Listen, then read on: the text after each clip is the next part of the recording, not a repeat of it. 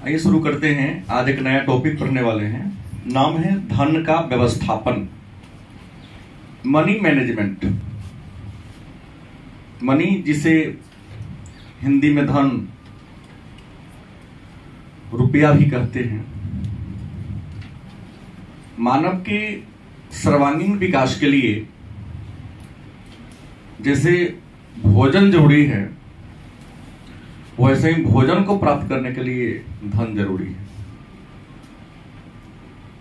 Economics में एक बात हम लोगों ने पढ़ा था कि मुद्रा वह धुरी है जिसके चारों ओर संपूर्ण अर्थ विज्ञान चक्र कटता है। नहीं, आज का युग मौद्रिक युग है। हमारे ग्रामीण क्षेत्रों में एक कहानी बड़ा प्रचलित है और हमको तो सटीक दिखाई देता है, लगता भी है कि जो न करे बाबू भैया से करे रुपैया। बड़ा बड़ा इंसान, जो काम प्रधानमंत्री, राष्ट्रपति नहीं, घर के बड़े बुजुर्ग नहीं कर सकते हैं, वह काम क्या कर देता है? रुपया धन कर देता है। दुनिया में हर चीज बिक रहा है, नहीं नहीं, अमुक आदमी बहुत ज्यादा ईमानदार है। देखिए, हर आदमी की ईमानदारी की एक सीमा होती है। जैसे ट्रैफिक पुलिस 5 रुपया उसकी कीमत है। छोटे शहरों के ट्रैफिक पर जो पुलिस खड़े, मैं देखता हूं अक्सर टेम्पो वाले से 5 रुपया, 2 रुपया, 10 रुपया लेकर के नो एंट्री में एंट्री करा देता है। उसे ऊपर जाओगे तो उसकी कीमत 100 रुपया होगी।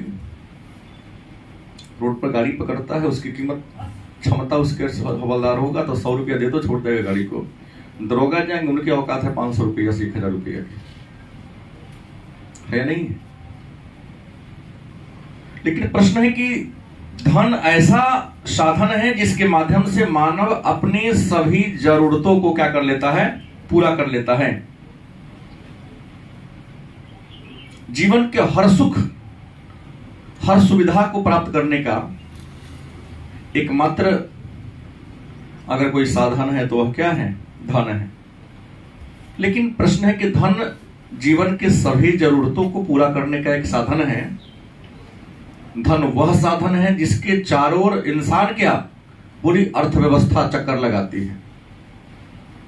तो प्रश्न है कि धन का व्यवस्थापन कैसे करें?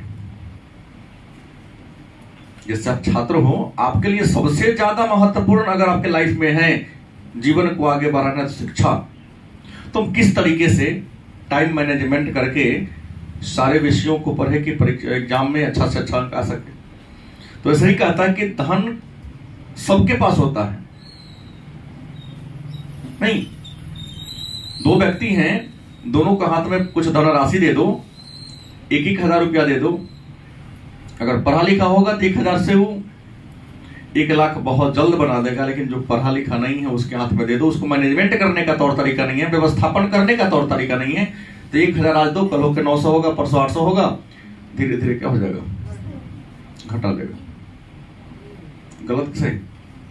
अगर धन आपके हाथ में है, मनी बिगेस्ट मनी, रुपया रुपया को कमाता है। लेकिन रुपया अगर रुपया कमाता है तो रुपया को आपको बहुत बढ़िया तरीका से क्या करना होगा?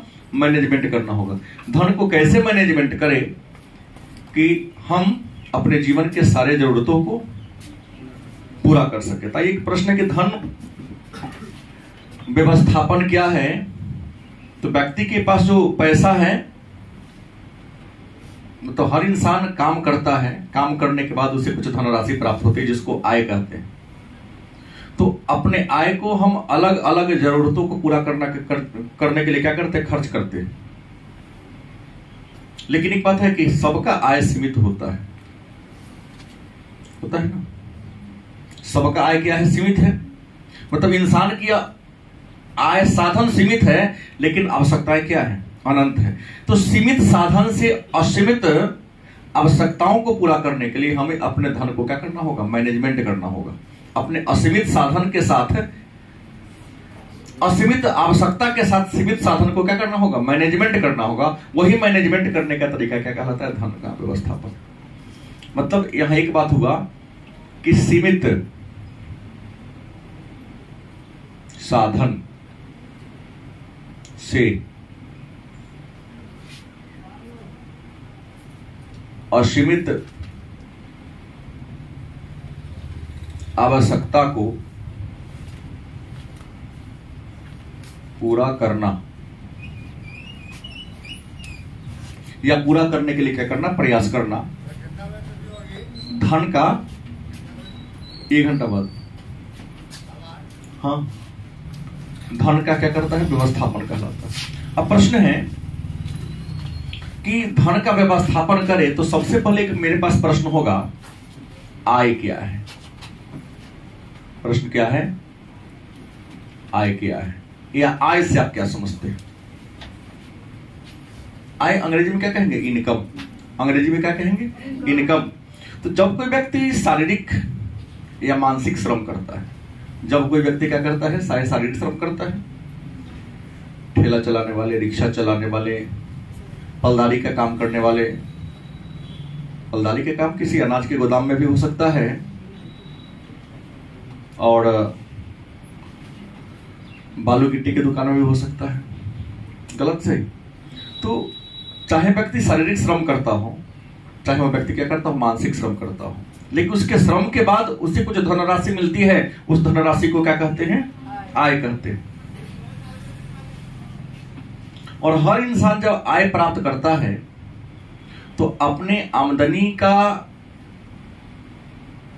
अधिकांश हिस्सा अपने उपभोग के वस्तु पर क्या कर देता है, खर्च कर देता है।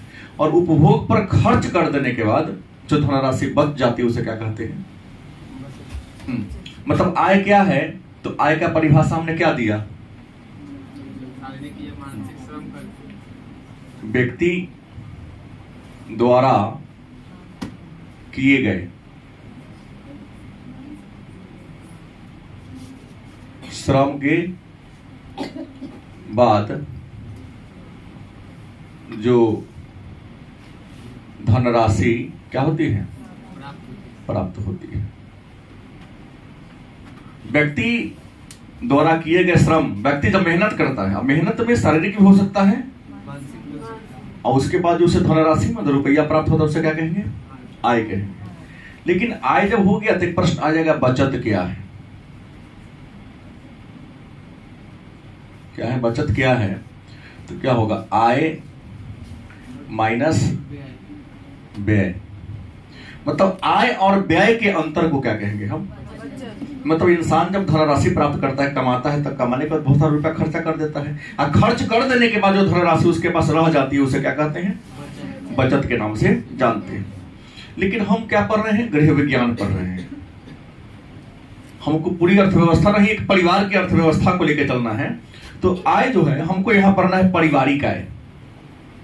प्रश्न है पारिवारिक आय। तो प्रश्न है पारिवारिक आय क्या है?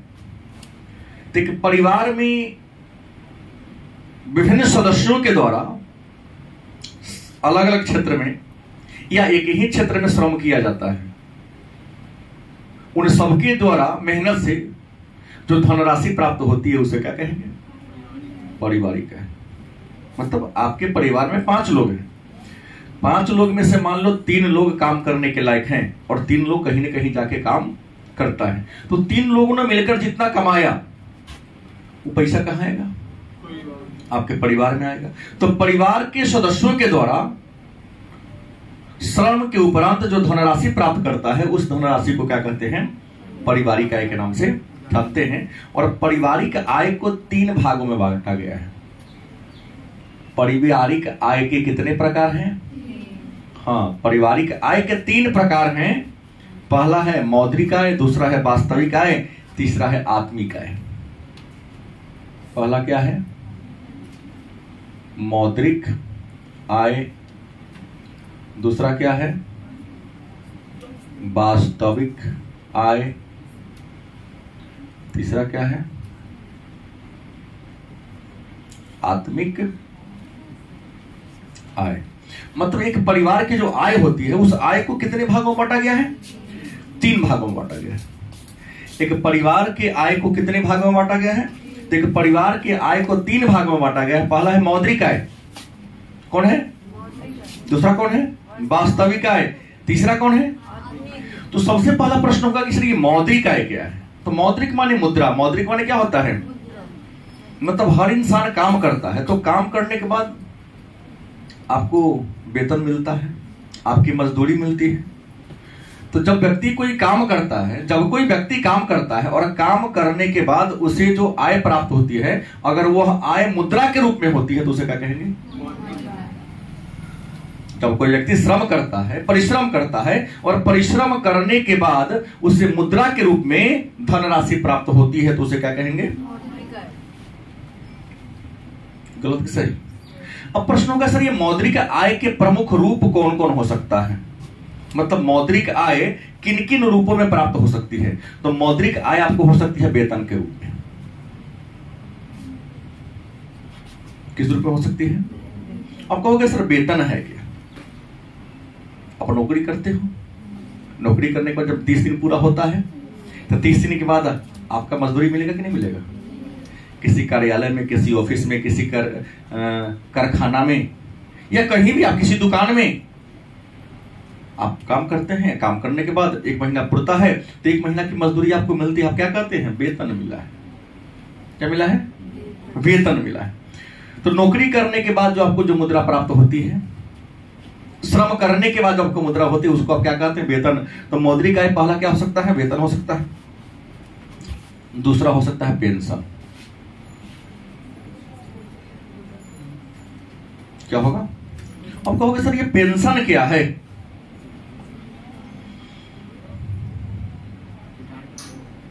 देखिए, हर इंसान कहीं ना कहीं काम करता है तो उसका 1 महीना पर वेतन बनता है। उस वेतन में से कुछ पैसा, कुछ धनराशि सरकार अपने पास जमा करती रहती है। गलत से कुछ धनराशि कट जाता है और जो जमा करती है सरकार, इसका मतलब ये नहीं कि ले लेती है। जब आप नौकरी आपका छूट जाता है, क्या होता है? नौकरी आपका क्या होता है? छूट जाता है। तो नौकरी से हटने के बाद सरकार ने जितना रुपया आप में से हर महीने महीने काटा है वो कहीं ना कहीं इन्वेस्ट किया है सरकार, किसी न किसी बैंक में डाला है। तो सारा पैसा को ब्याज सहित जोड़कर आप जिस दिन नौकरी छोड़ते हैं, आपके पैसा को क्या कर दे सरकार? वापस कर देते। उसी को कहते हैं, मतलब सर्विस पूरा करने के बाद, सेवा पूरा करने के बाद आपके मासिक वेतन में से जो धनराशि काट काट कर सरकार ने कहीं पर जमा किया है तो उसको ब्याज सहित जो लौटा दिया जाता है उसी को क्या कहते हैं? तो पेंशन के रूप में। तीसरा क्या हो सकता है? ब्याज या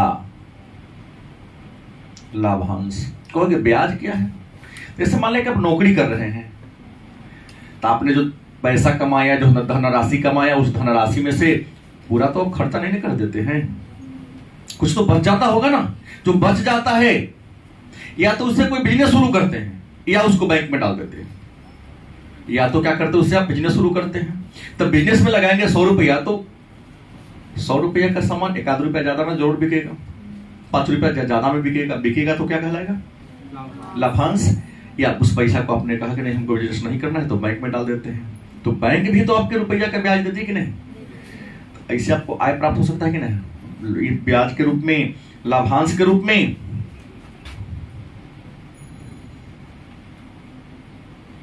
मजदूरी के रूप में। किस रूप में? महीने पर काम करेगा तो उसको वेतन कहलाएगा, जो डेली काम कर रहा है। मजदूरी के रूप में भी आय प्राप्त होती है। और भी कई प्रकार है। किराया, आप रूम है आपके पास, आपने उसको भाड़ा पर दे दिया है, महीना पूरेगा तो आप में से बहुत सारे बच्चे रूम रेंट पर लेके रहते हैं, तो भाड़ा देते हैं कि ना देते हैं? देते हैं। उस मकान मालिक को किराया कहलाएगा, लेकिन वो किराया भी उसका क्या है? मौद्रिक आय है ना, है नहीं? इसके अलावा और भी हो सकता है क्या? बोनस। क्या होगा? बोनस। क्योंकि सर ये बोनस क्या है?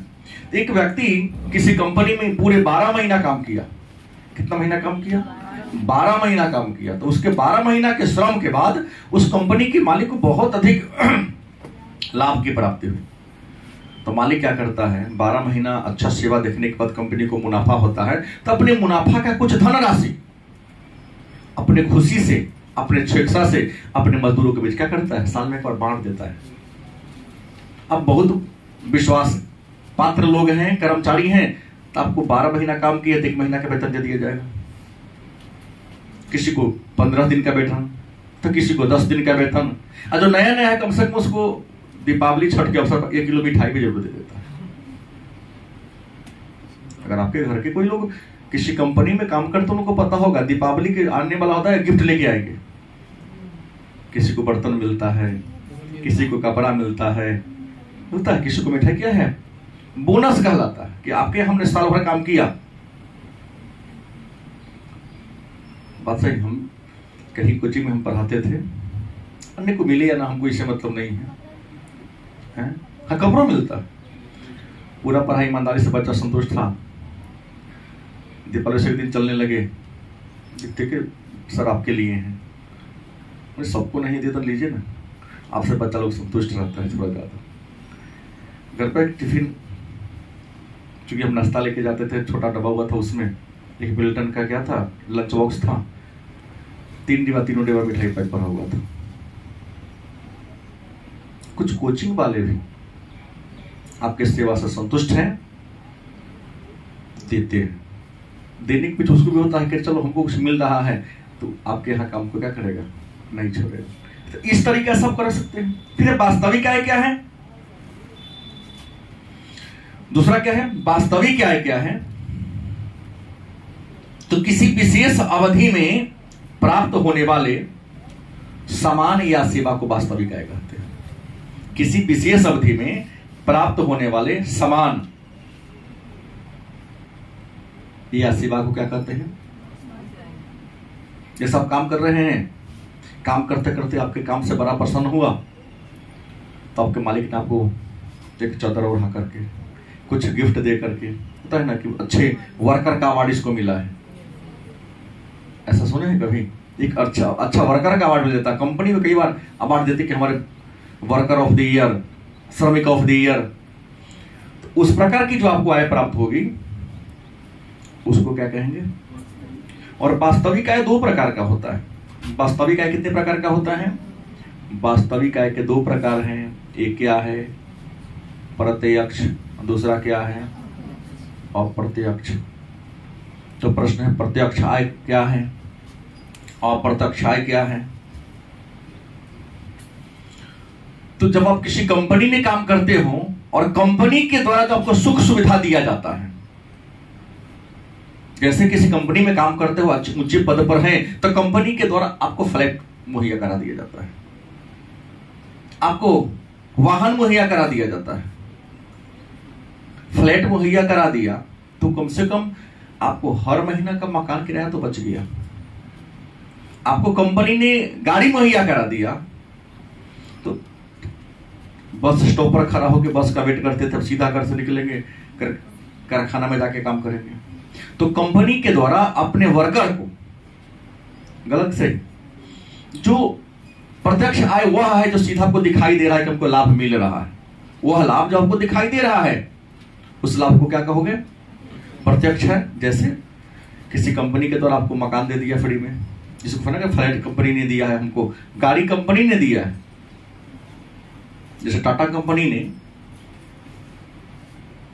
तो 3 साल पहले अपने सारे वर्कर को जो ऊंचे ऊंचे पद पर थे उनको गाड़ी गिफ्ट कर दिया था, लेकिन छोटका को नहीं दिया था। जितने बड़े बड़े उसके वर्कर थे, लगभग 8 या 9 से वर्कर को एक एक मारुति कार गिफ्ट दे दिया था।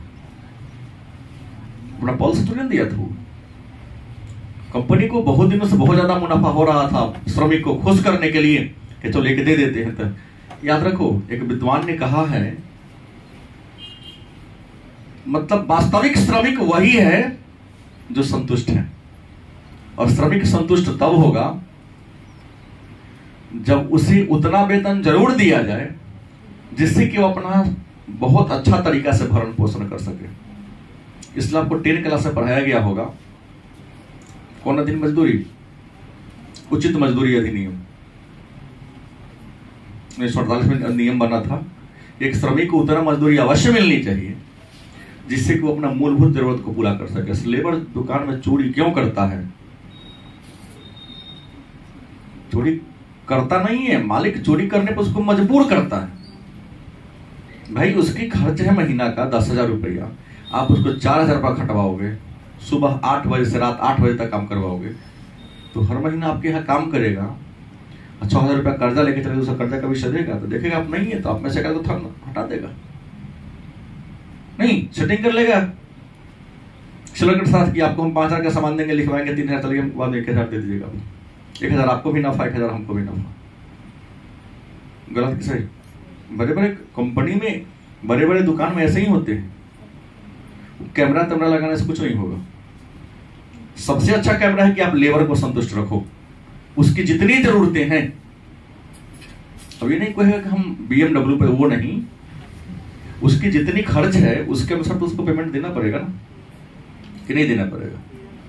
आज इस महंगाई के दौर में 3,000 के महीने पर कमाते हो। जैसे सरकार जनप्रतिनिधि का चुनाव करती है, मुखिया का चुनाव करती है, वार्ड का चुनाव करती है, अब वेतन देती है 2500, ये कहां का दिमाग का सोच है? तो कमीशन लेगा भाई। करप्शन सरकार खुद फैलाती है। क्या मुखिया के बाल बच्चा नहीं है? क्या सरपंच को बाल बच्चा नहीं है? क्या वार्ड का बाल बच्चा नहीं है?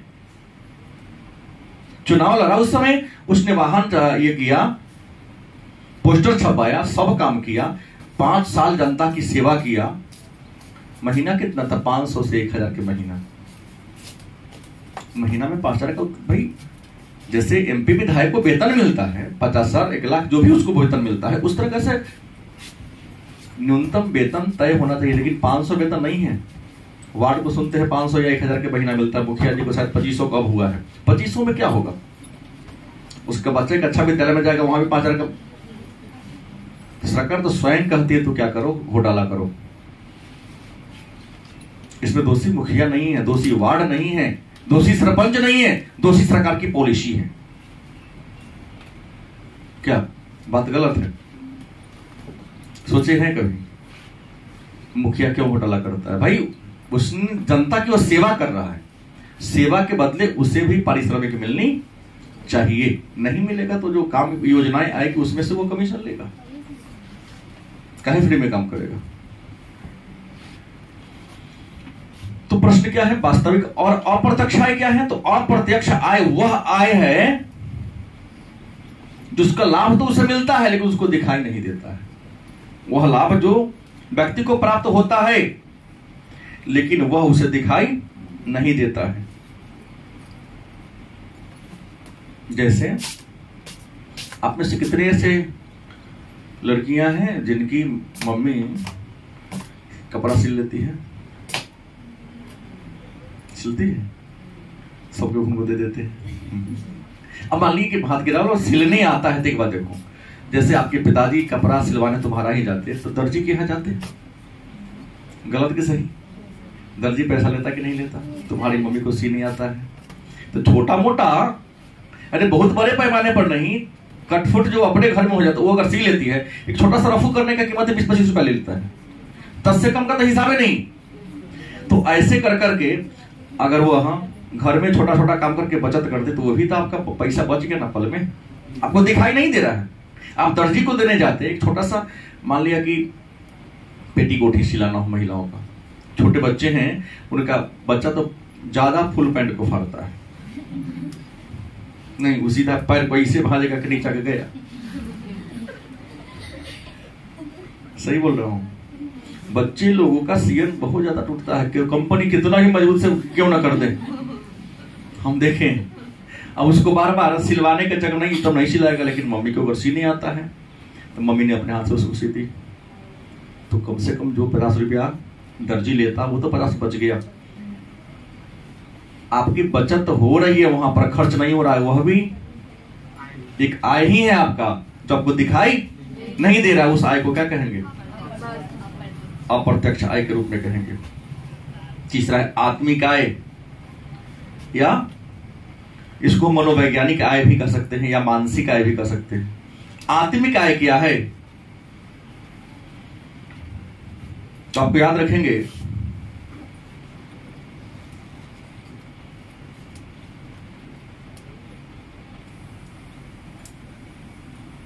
आपने जो मौद्रिक आय प्राप्त किया या वास्तविक आय प्राप्त किया, इन दोनों से जो आपको संतोष प्राप्त होता है, आपने जो रुपया कमाया, मुद्रा कमाया या वास्तविक आय कमाया, इन दोनों से आपको संतोष प्राप्त होता है, उसी संतोष को क्या कहते हैं? आप जो मेहनत करते हैं। गलत सही? जैसे आप लोग तो पापा जी के होटल में, पापा जी के दुकान से सारी सुविधा ले रहे हैं, लेकिन जिस दिन आपको सर्विस हो जाएगी, नौकरी हो जाएगी, अगर चाहोगे तब, ये तो बार बार तो बोलबे करता हूँ, वनहरा के जगले के सुत लेके। साइकोलॉजी का टॉपिक इंड है 2 बैच में। हमारे सामने सर टेस्ट हर दिन चल रहा है, डेली, कि जो हमने पढ़ाया प्रतिदिन टेस्ट देना है। बहुत बच्चे थे कि बैठने के लिए जगह नहीं था, 8 से 9, 9 से 10 में बैठने का जगह था, बड़ा मुश्किल से एक पर 5, 5, 6 बैठाना पड़ता था, वहां तक बैठ जाते थे। लेकिन अब हर बेंच पर 3 भी नहीं आता, 3 भी नहीं आ पाता है, 2 बैठाएंगे फिर भी खाली रहेगा बेंच। क्यों? पढ़ा दिए तो ठीक है, जब टेस्ट ले रहे थे सर याद नहीं किए क्या, तो वो क्या करेगा? पढ़ लिख के किसी कंपनी में टोकरी ना धोएगा, परीक्षा में जब कम नगद नहीं, शिक्षक ही अच्छा नहीं है, पढ़ाया ही नहीं।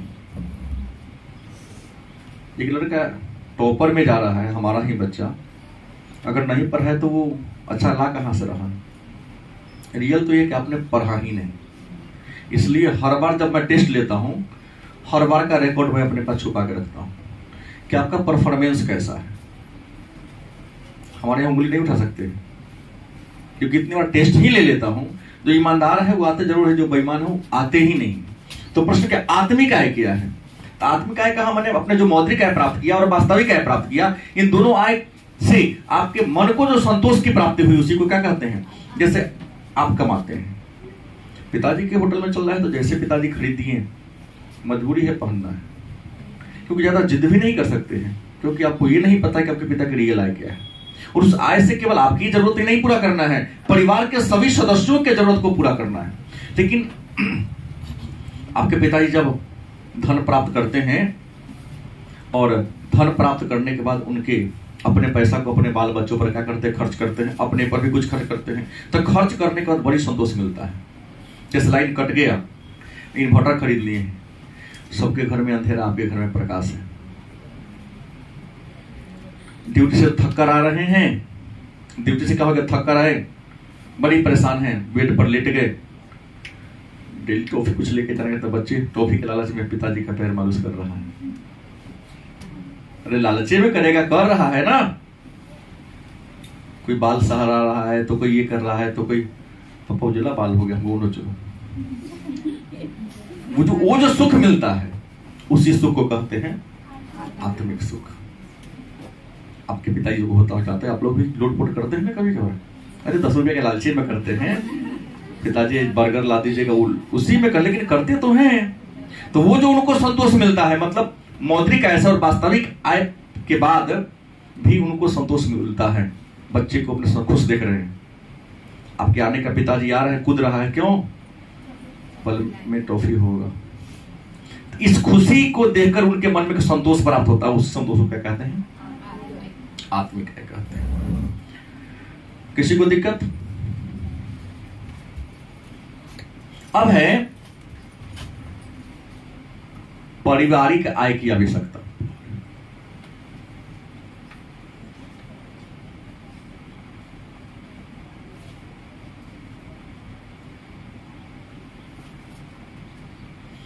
एक परिवार को आय की जरूरत क्यों होती है? एक परिवार को आय की आवश्यकता क्यों होती है? तो याद रखिए, हमें आय की जरूरत होती है, पहला, जीवन के लक्ष्य को, जीवन के उद्देश्य को पूरा करने में। गलत किस है? अगर आपके पास आय नहीं होगा तो गारंटी है आप अपने जीवन के उद्देश्य को पूरा नहीं कर सकते। आज बहुत सारे लोग आपके समाज में अगल बगल में हैं, गलत किस है? जो पैसा न होने के कारण अपने बहुत सारी आवश्यकताओं को त्यागना पड़ता है, बहुत सारी जरूरतों को छोड़ना पड़ता है। गलत किस है? वही अंगूर खट्टे नहीं मिला, अंगूर खट्टे वाले ना खराब सामान। जैसे पिता अपने बच्चे को लेकर बाजार घूमने गए, पैसा बेचारे के पास नहीं था, बच्चा थोड़ी नहीं जानता है एक बच्चा के लिए उसके पिताजी राजा के समान है। हम जो कहेंगे पिताजी हमारे खरीद देंगे। बच्चा को क्या पता पिताजी के पॉकेट में पैसा है या नहीं है। क्या मनीष, पापा ये क्या है? तो केला खरीदो ना। पैसा तो था नहीं, एक केला नहीं, केली है। क्या है? आगे बढ़ाई, क्या है? बड़ा सुंदर पीला पीला गेंद के गेंद नहीं है, ये तो संतरा है, तो खरीदो। क्या कहता था? खाते हैं तो खरीदो। नहीं अच्छा संतरा नहीं, चलो आगे खरीदेंगे, ये तो संतरी है। तो पैसा तो था नहीं, बेचारे घर लौट कर आ गए। बच्चा आगे घुसा घर में, मम्मी पूछी पापा का है? तो मम्मी पापा मत को, उसको पापी कहूं। पिताजी की मजबूरी बच्चा तो नहीं समझा कि समझा, लेकिन बच्चा थोड़ी जानता है पिताजी के पॉकेट में पैसा है, वो नहीं जान रहा। तो प्रश्न, जीवन के अगर उद्देश्य को, लक्ष्य को पाना है तो आपके लिए क्या चाहिए? मुद्रा जरूरी, आय जरूरी। कुछ लोग हैं जैसे तो हाँ चलिए, क्या जी भात दाल तरकारी मिल रहा है ना, इससे ज्यादा जरूरत क्या है? आदि मानव की तरह जीना है तो जैसे जी रहे हैं जीते रहो, आदि मानव की तरह। 80-90% लोग तो आदि मानव की तरह ही जीने के लिए मजबूर हैं, क्योंकि अपने समय का सदुपयोग करता ही नहीं है, अपने ब्रेन का उपयोग करता ही नहीं है। सोचता यूज कर लेंगे तो बेकार हो जाएगा, खटिए जाएगा।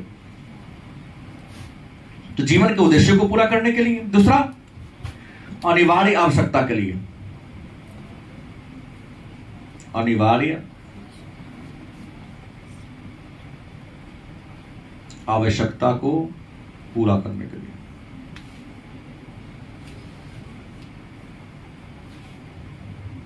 अनिवार्य आवश्यकता को पूरा करना है यदि आपको, तो आपको धन की माने आय की क्या है जरूरत होगी। तीसरा, उच्च जीवन स्तर। क्या है?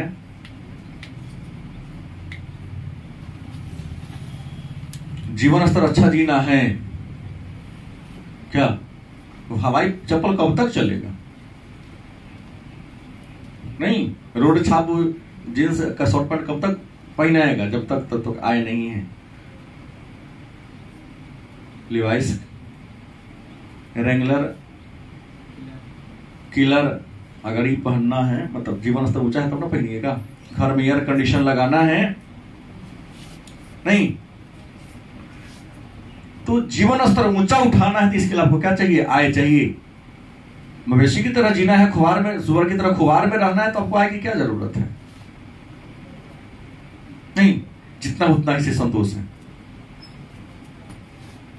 संतोष होता तो देख रहे अडानी है, कहां संतोष है उसको? जीवन को और आगे लेके चलना है। मुकेश अंबानी कितना देखो होटलें खरीद लिया है 7,000 करोड़ की, कितना 2 करोड़ में, अमेरिका या ब्रिटेन कहीं न्यूज में पढ़ा था। दूसरे देश में होटल बहुत बड़ा करता है, अपने नाम को और आगे ले जाना चाहता है।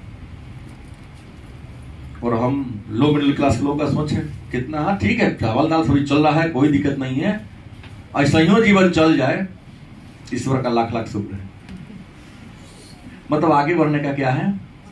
सोच ही नहीं है। हाँ सोच नहीं तो कैसे विकास करोगे? सोचे तो वहीं तक है, भात दाल तरकारी तक, ऊपर से हर दिन भुजिया पापड़ चले, ही सोच नहीं है तो कभी नहीं मिलेगा आपको। तो जीवन को स्तर को ऊंचा उठाना है, मतलब साइकिल से मोटरसाइकिल पर और मोटरसाइकिल से अल्टो कार पर यदि आपको आना है तो आपको आय क्या करना पड़ेगा? बढ़ाना पड़ेगा। इसके अलावा सुरक्षित भविष्य,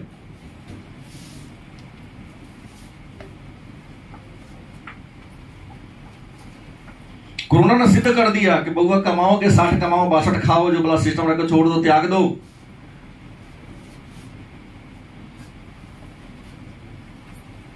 अगर भविष्य को सुरक्षित रखना है, फ्यूचर ब्राइट करना है, बुढ़ापा में बेटा ये न कहीं पूर्वा बड़ा कर करता है, आपने किया मेरे लिए क्या?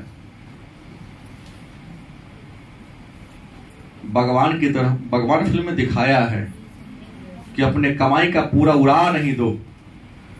बेटा बाप तब तक कहता है जब तक बाप के पॉकेट में क्या होता है? पैसा होता है। तुम लोग अपने पापा को पापा इसलिए कहते हो क्योंकि खर्च देते हैं। पापा अगर पैसा देना छोड़ दे पापी हो जाएगा वो। सही बोल रहा हूं, उसको नहीं मुंह डुलाने से काम ना चलेगा। आप लोग और कलयुगी बाल बच्चे हैं। क्या मनीष? पप्पा इसलिए पप्पा है क्योंकि पप्पा के पल में पैसा है। पस से पप्पा, पप्पा से पप्पा, पप्पा पर पैसा है पल में। पापा के पल में पैसा नहीं है तो पापी हो गया। वो पय से शुरू होता है। तो सुरक्षित अगर भविष्य रखना है तुम्हारे पापा को भी और तुमको भी। अरे चाइल्ड इज मतलब किसी विद्वान ने कहा ना, बच्चा ही बच्चा का बाप है। कहा था कि नहीं? विलियम वर्ड्सवर्थ ने लिखा था ना कि बच्चा बच्चा का क्या होता है। जो आज बच्चा है वह भी किसी न किसी बच्चे का क्या बनेगा। तो अगर भविष्य को सुरक्षित रखना है आपको, तो आपको ज्यादा आय अर्जित करना होगा और अपने आय का कुछ पैसा हमेशा कहीं ना कहीं बचा के रखना होगा। एक ऐसा खाता खोलो जहां हर महीना 5 रुपया, 10 रुपया, 100 रुपया या डेली। हमारे ग्रामीण क्षेत्र में देखो भुरकी मिट्टी का बैंक लोग पिगी बैंक जिसको कहते हैं खोला। क्यों? कि प्रतिदिन कमा के लाए उसमें 10 रुपए जमा कर दिए। 10 रुपये फर्क नहीं पड़ेगा, लेकिन एक वर्ष के बाद आप फोड़ो 365 गुने 10 लगभग 3600 रुपया आपके पास आ जाता है। 3,500 तो 3,500 बहुत बड़ा आप काम कर सकते हैं। लेकिन सोचे हैं कभी? नहीं सोचे। सोचना पड़ेगा आपको।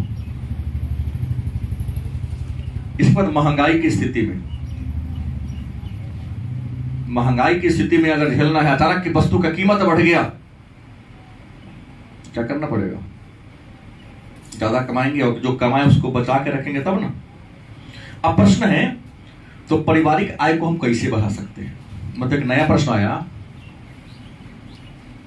पारिवारिक आय को बढ़ाने का तरीका। आप किस तरीके से अपने परिवार के आय को बढ़ा सकते हैं? तो परिवार के आय को बढ़ाने के बहुत सारे तरीके हैं। अगर आप चाहो तो बढ़ जाएगा, नहीं चाहोगे तो कुछ नहीं होगा। क्या जी, गलत से? तो पारिवारिक आय को बढ़ाने का पहला तरीका है कि परिवार की आय में वृद्धि करना होगा।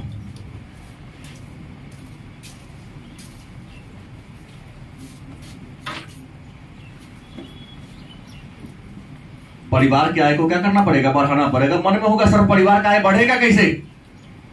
तो परिवार के आय को बढ़ाने का कई तरीका है। क्या? तो अंशकालिक नौकरी,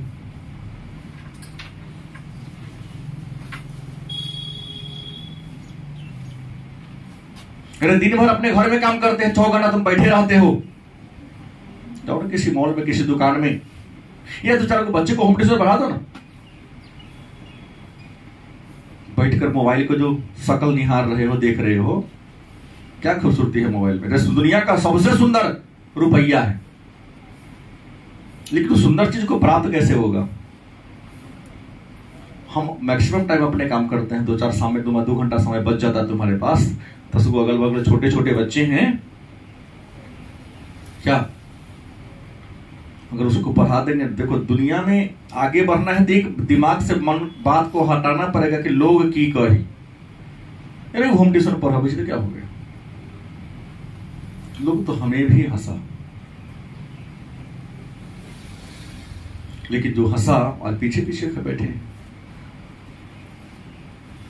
दुनिया क्या कहेगा इस पर ध्यान नहीं देना है। अगर अच्छा परिवार की आय को बढ़ाना है, गांव में परिवार के आपका नाम ऊपर रहे, लोग आपको सम्मान की दृष्टि से देखे, तो जितना भी समय आपके पास बच जाता है तो आप क्या करना होगा? अंशकालिक नौकरी, पार्ट टाइम जॉब। कोई मित्र आपका हो किसी दुकान में काम करता हो, तो हम जैसे जाते हैं, बहुत सारे बच्चे पढ़ा दिए हैं, जहां भी जाते हैं दुकानदार चिन्हे चाहे न चिन्हे, उसको मजबूरी है 10-20% छूट देना ही है। कि जितने भी बड़े बड़े दवा दुकान है, कपड़ा दुकान है, तो वो है, एक दाम की दुकान है, कम काहे कर दी, फलानमा बोला कि हमारे गुरुजी हैं, ऐसे ही हो जाता है, मिल जाता है, कहने की जरूरत भी नहीं होती है। मॉल में जाते हैं, कुछ चुनना होता है, सर चलिए ऊपर, बढ़िया नहीं आया है, ये नया ना लीजिए, पुराना का है, सिखा देता है, ये छूट दे रहा है, इसमें ये डैमेज है, वो डैमेज है, कभी सामान खराब मिलता ही नहीं है। हमें भी संतोष मिले, और देखते तो वहां भी सीना चौड़ा हो जाता, चलो जॉब तो कर रहा है ना, इधर उधर घूम तो नहीं रहा, तो आपको अंशकालिक नौकरी करनी है। तुम्हारा मित्र करता था, मॉल में काम करे नहीं, ये दृष्टि से नहीं देखो, तुमसे श्रेष्ठ है वो, कि अपने समय का सदुपयोग कर रहा है वो, और जो समय का सदुपयोग नहीं करेगा जीवन में आगे कभी नहीं बढ़ेगा। जैसे आप लोग आते हैं, मैं नहीं आया, अच्छे छात्र का गुण क्या है, डिस्कस करना शुरू कर दे। और हम तो इतने बड़े विदुषी को पढ़ाते हैं, आप लोग को विदुषी बोला, विद्वान आप लोग, कि आते आते सर जी क्लास में नहीं है तो कब सब शुरू। कल सुबह 8 बजे से यहाँ छुट्टी हुई, आज सुबह 7 बजे तक, तो बहुत बात बन गया होगा ना। प्रश्न याद करके नहीं रहता, लेकिन बात दिमाग में लिख लेते, ये जाएंगे तो बात करेंगे, इस मुद्दे पर चर्चा करेंगे मित्रों के बीच। आते आते गोल बंद हो गया, वार्ड के चुनाव लड़ना है, मेयर का चुनाव लड़ना है, कहां से बात बनता है पता ही नहीं चला। नहीं, जबकि शाम को मैं छुट्टी करता हूँ कोचिंग, जानकी स्थान के मंदिर से घूमते गए, दुकानदार जाता है, गुरुजी आने वाले, पान बना करा खा लिए, बंद। रुके ना सर, तो 14 रुपया लगा है, तरीका 14 रुपया खर्चा का, नाश्ता वगैरह नहीं मिलेगा, बताइए फिर थोड़ी नहीं देंगे। आइए सर चाय पीते हैं, नहीं पान खाए होना। अब चाय पिलाने के बाद आधा घंटा चाटेगा भाई, ठीक है, उससे अच्छा पहले ही अपन मुंह कलो कर लिए। अब बिना हेलमेट के मैं नहीं चलता हूँ, एक पीछे राजनीति है, हेलमेट में बहुत लोग चिन्हवे नहीं करता, देखेगा तो रोड के इधर उधर मैं नहीं तकता हूँ। कई लोग कहा कि आप तो सुनते ही नहीं है बात को, हेलमेट में नहीं बुझाता है, क्या करें, समय कम है, इसी में 100 को लेके चलना है। अंशकालिक क्या कर लो, आप नौकरी कर लो। दूसरा, आप चाहो तो लघु कारखाना भी लगा सकते हैं, आप कुटीर उद्योग भी लगा सकते हैं। क्या मनीष, लघु लगा लो, कुटीर उद्योग लगा लो। परिवार क्या है, का तरीका ना है। अगर आपको नौकरी नहीं है या आपके पास टाइम बच जाता है तो आप अंशकालिक नौकरी कर लो, या घर में छोटा सा लघु उद्योग लगा लो, या कुटीर, भाई तुम्हारे हाथ में कला है तो रस्सी बांट लो। अब छठ आने वाला है, तुमको टोकरी बीनने आता है तो काहे खरीदने जाओगे, अपने बसवाड़ी में जाओ, 2 करछी काट के लाओ, उसको थूर थार के कैसे बनता है आप लोग जान ही रहे हैं। टोकरी बना लो, छीटी बना लो। अरे एक छीटी बना लिया था, कम से कम 200 रुपया तो बचत हो गया तुम्हारे पिताजी का। वह 200 रुपया तुम्हारे परिवार क्या है, बढ़ गए कि ना बढ़े। कोई दूसरा टोकरी मिल रहा है, दूसरा के कहने से क्या होगा, दूसरा तुम्हारे घर का खर्च नहीं न चलाता है। और थोड़ा मेहनत करने से 200 रुपया का सामान बना लिए तो आपके पिताजी का आय 200 रुपया क्या हो गया, बढ़ गया। बूंद बूंद से तालाब भरता है, देखते हैं। जिस वर्ष बारिश नहीं होती, धरती के पानी का लेयर भी नीचे चल जाता है, कल सूखना शुरू हो जाता है। लेकिन हल्का ही पानी होता रहता है, तब पानी का लेवल क्या रहता है, बरकरार रहता है। गलत कि सही, ऐसे कर सकते। इसके अलावा आप क्या कर सकते हो, दूसरा तरीका उपलब्ध साधन का,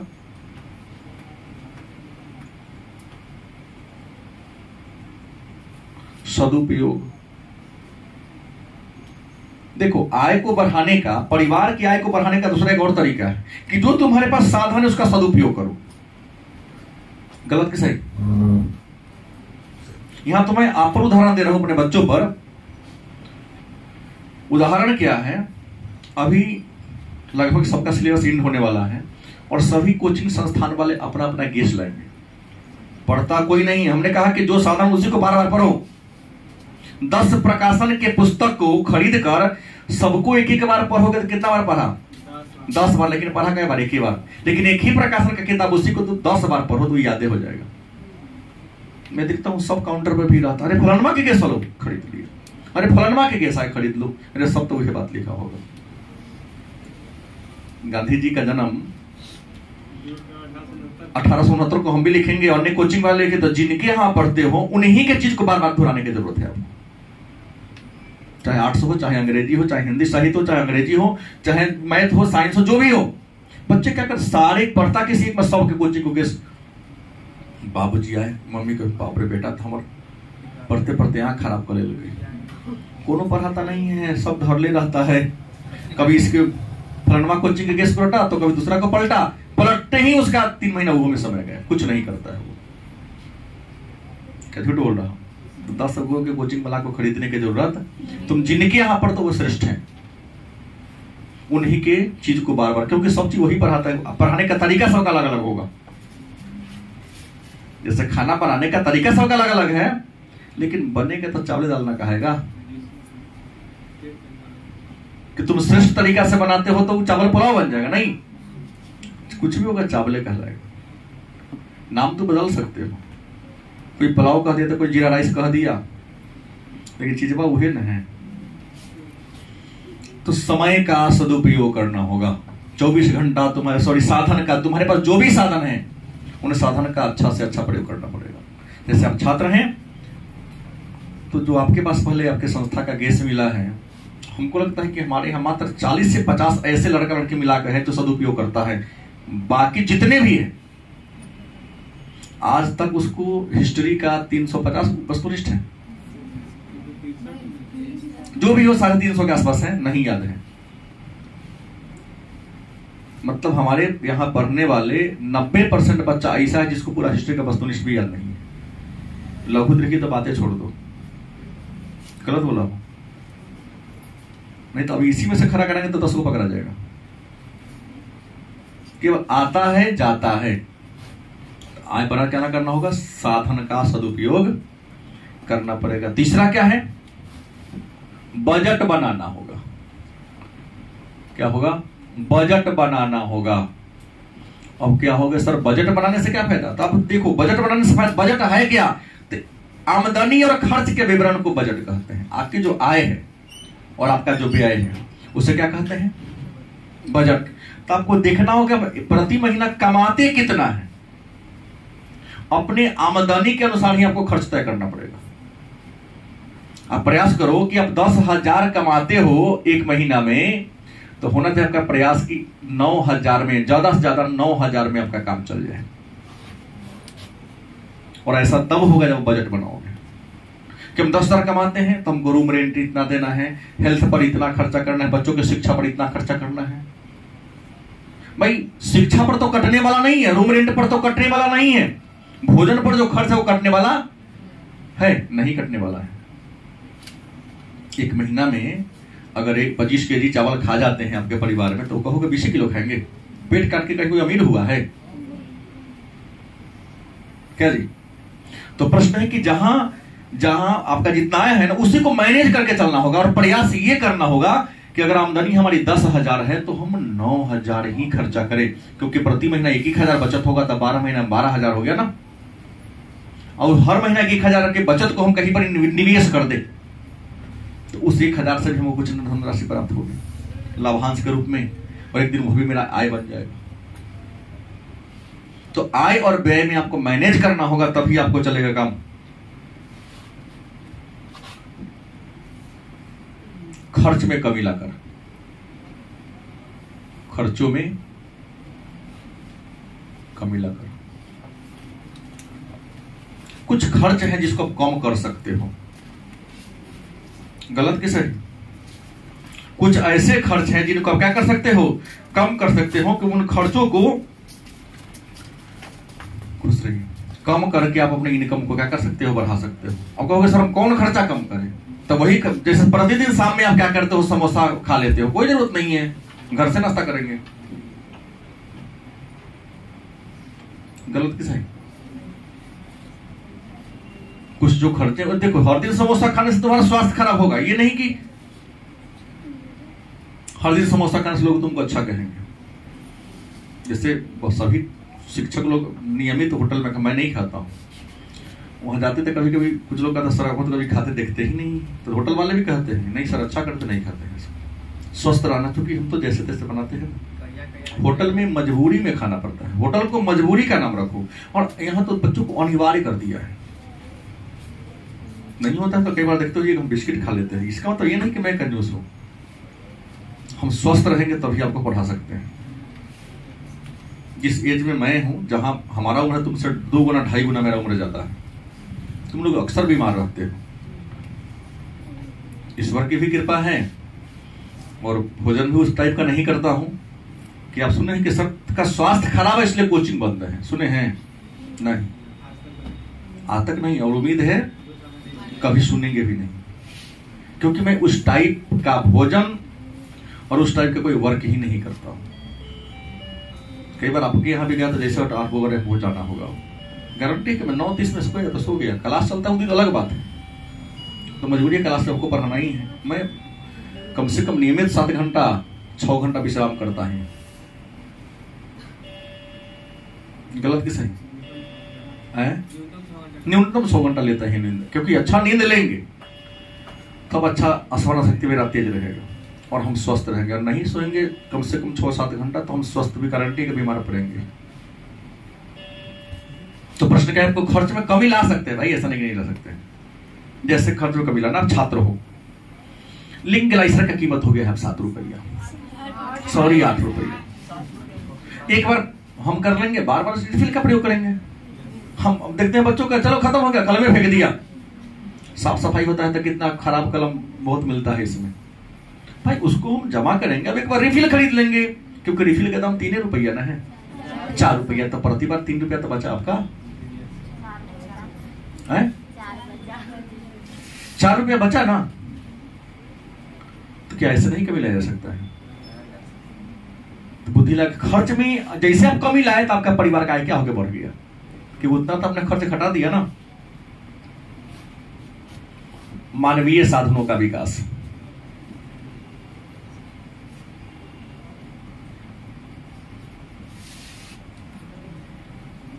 क्या करना होगा?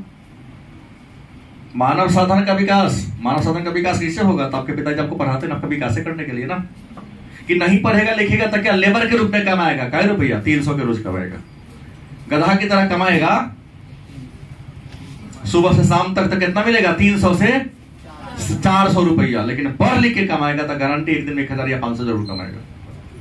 एक तो मिस्त्री है, स्किल्ड होता है, ईंटा जोड़ता है तो 600 रुपया आपसे लेता है, और लेबर दिन भर 14 को 10 को ईंटा ऊपर पहुंचाता है, मसाला बनाता है, मिस्त्री का गालियों सुनता है, तो उसको 350 मिलता है।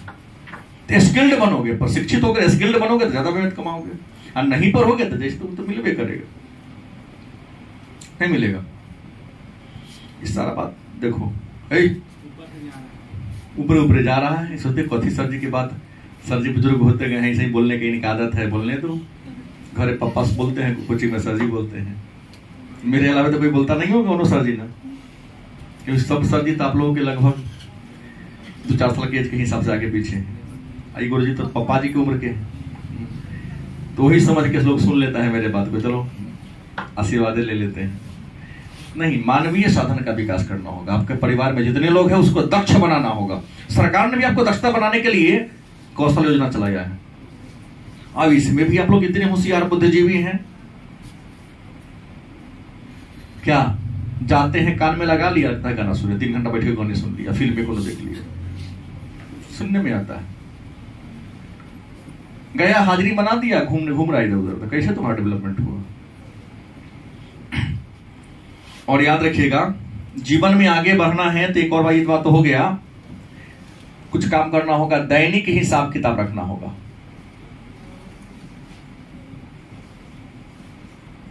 इसके बाद आपको मासिक हिसाब किताब रखना होगा और वार्षिक हिसाब बताना पड़ेगा।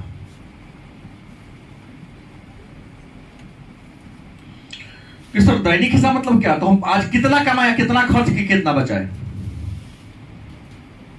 देखते हैं ठाकुर प्रसाद कैलेंडर आता है, लिखा रहता है प्रतिदिन का हिसाब किताब, कपड़ा का हिसाब, दूध का हिसाब, पेपर का हिसाब, सब्जी का, सब लिखा रहता है। तो कहीं ना कहीं बहुत बातें उसमें है, लेकिन आपको समझ में नहीं आता। आपके पुस्तक में भी देखिए, यहां दिया गया है एक परिवार में, यहां देखिए पुस्तक में लिखा है, एक परिवार की आय बचत खर्च का साधारण खाता फॉर्म, कि परिवार में आय कितना हो गया। तो हम बना सकते हैं, आपको बनाना पड़ेगा।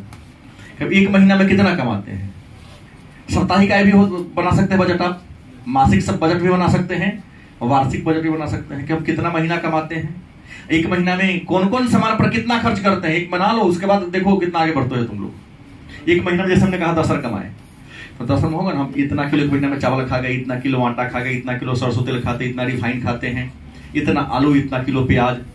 एक महीना के तुम शेड्यूल बना के देखो, तुमको पता चल जाएगा कि इस महीना में हमको कितना खर्च हो। फिर लगातार 3-4 महीना बना के देखो, तो ये भी पता चल जाएगा कि स्वास्थ्य पर कितना एवरेज खर्चा होता है मेरा। लेकिन ऐसा कोई बनाता है? लेकिन देखिएगा, जो भी जीवन में सफल लोग हैं, बड़े बड़े बिजनेसमैन, सभी लोग हिसाब किताब रखते हैं। कभी कभी किसी दुकान में जाना, तो जैसे दुकानदार दुकान खोलता है ना, तो अपने पहले साफ सुथरा गला को खोलता है, देखता है कि गला में कितना रुपया है, डायरी पर लिख देता है कि जब हम आए हैं तो हमारे ये इतना पैसा है, अपने पॉकेट के पैसा निकाल के गिन लेता है। ठीक है, आज जितना बार बिक्री होता है लिखता है, फल इतना, फिर इतना लिखते जाता है। शाम में जाएगा, खर्चा में, चाय में खर्चा हुआ, सबको लिखते जाता है। शाम में जाएगा तो पूरा पैसा को क्या करेगा, वो मिलाएगा। भाई उस तो अपने मालिक का ना मिलाएगा फिर भी चलेगा नहीं, दिखता है कि हम दिन भर में इतना कमाए हैं, खर्च कै रुपया किए, हम कितना पल में लेके आया था, कितना भी लेके जा रहे हैं। जाते समय स्टॉक में देखता है कि हम आए हैं तो स्टॉक में कौन सामान कितना कितना था, सारा उसकी एंट्री है इसमें, किसमें, लैपटॉप में। पार्ले जी कितना था, बुका जी का भुजिया कितना था, कौन कौन सामान कितना था, अभी जा रहे हैं तो हमारे स्टॉक में कितना कितना कौन बचा हुआ है। एक सामान उसका हेरफेर नहीं हो सकता है। नहीं तो बड़े बड़े जो स्टॉकिस्ट हैं, उसका एक गोदाम यहाँ, एक गोदाम वहां, हर जगह आदमी बैठा हुआ है, 2 बोरे गायब कर देगा तो क्या पता, कुछ चलेगा पता। लेकिन नहीं, उसका सब फिट है कि फलना तारीख में इतना बोरा आटा बिकाया, इतना बोरा चीनी बिका गया, मेरे स्टॉक में इतना था, घटा तो पूछेगा कहाँ गया एक बोरा, हिसाब दो।